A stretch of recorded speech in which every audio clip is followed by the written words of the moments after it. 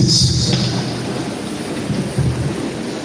The second reading, First Kings and Glorious Service, is taken from the 1 Thessalonians chapter 5. I will take a reading from the 16th verse. 1 Thessalonians chapter 5, we read from verse 16. Rejoice evermore, pray without ceasing, in everything give thanks. For this is the will of God in Christ Jesus concerning you. Quench not the spirit, despise not the spirit.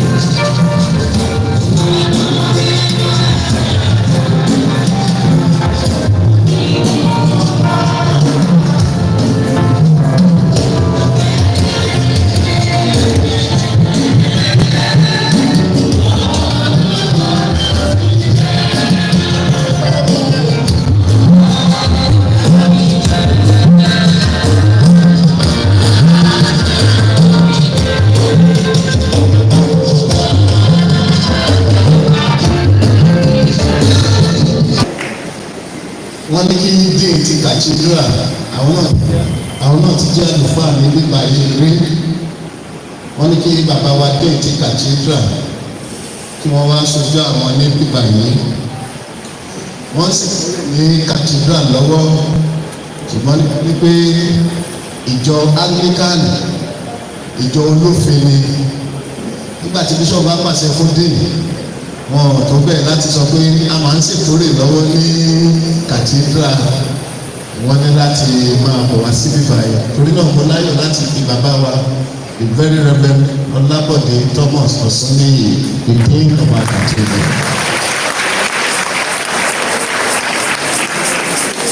Nígbà tí mo wá sùn ní àná níbi òkú bàbá Oníyínká, mo sọ jáde, mo ní ọ̀rọ̀ tí mo fẹ́ sọ yìí gbogbo ilẹ̀ máa rẹ́rìn. Ṣùgbọ́n mo gbọ́dọ̀ máa sọ jáde because ẹni tó bá fún yàn níṣẹ́ kò fẹ́ kéèyàn kú ni, bẹ́ẹ̀ ni àbí bẹ́ẹ̀ kọ́. Mo nígbà tí mo délẹ̀ yìí, torí pé àwọn náà máa ń sakọ sí mi, mo mọ̀ pé bàbá Ọbalúfẹ̀ wọn á pè mí lálẹ́, wọn á tó sọ̀rọ̀ sí mi pé mo ta sí ẹnìkan bíbà yìí. Mo nígbà tí mo dé Fẹ̀, chọ́ọ̀chì bíbà yìí wọ́n gbé mi wá ní 1998. Mo dẹ̀ jẹ́ bachelor. Wọ́n ní bàbá Adétúndé àwọn ní vicar àti archdeacon. Ní bàbá Adétúndé wọ́n bá fa ọkùnrin kan tí ti asáàsán, wọ́n bá fa níbi lọ́wọ́ pé lérí ìdàdé lásán àsán ni pé kí n bá wọn kọ ní bí wọ́n ṣe ń ṣe service. Àwọn ọmọ tí rẹ́lẹ̀ láì lẹ́yìn èmi náà bá bẹ̀rẹ̀ sí ní kọ́ wọn wá kọ́ pé tẹ bá bẹ́ẹ̀ ṣèṣì kí Olúwa ní ó pẹ̀lú yín kí ó sì pẹ̀lú ẹ̀mí rẹ̀. Àkọ́débò làwọn ti máa gbé ìpínlẹ̀ máa gbé náà bí. Mo tún kọ́ wọn sẹ́tọ́, wọ́n tún dọ̀kọ̀ mọ́ mi lọ́wọ́. So very reverend Samson. In fact, anywhere tí mo bá wà, tí mo bá sọ fún wọn pé bàbá Ọọ̀ni pé ọmọ ọjọ́ mi ni wọ́n, àwọn èèyàn akọ́kọ́ wò mí látòkèrè délẹ̀, wọ́n ní àyíṣùwọ̀, wọ́n sì bàbá Ọọ̀ni wà láyé ni. Mo ní John Olúrọ́pọ̀ Àkànbí àwòrán sí ń bẹ láyé. Màmá má tẹ̀ má bínú, tó bá yẹ pé yóò lè dì máa ní bọ́dà àti bàbá bá gbọ́ ọmú gan. Ìdílé mú ìyá mú. Amen. Nígbà tí mo àkọ́kọ́ débi, mo sábà ń gbọ́ bàbá wa pé ìyá kẹ́tì ó ní òun nìkan kọ́kọ́ ló ṣẹlẹ̀ sí. Ó ṣẹlẹ̀ sí àwọn èèyàn nínú Bíbélì. You can see. I will thank God for your life. mi ò mọ̀ ní tọ́lọ́run fi fẹ́ràn yín. Mi ò dẹ̀ mọ tẹ́ ẹ ṣe fọ́lọ́run tó fi so ohun tó ṣe fún mi. Onítọ̀ rẹ̀ tẹ́ bàbá sì tọ́lọ́ ni pé I never knew you will honor me this way. I never knew you will honor me this way. I never knew you will honor me this way. Papa, honor me this way. Papa, thank you. Hallelujah. I never knew you will honor me this way. Papa, I never knew you will honor me this way. Màmá wa Funmi Aragbaye, wọ́n mi ibi tẹ́ ẹ wá ìdílé kẹ́ ẹ hallelujah.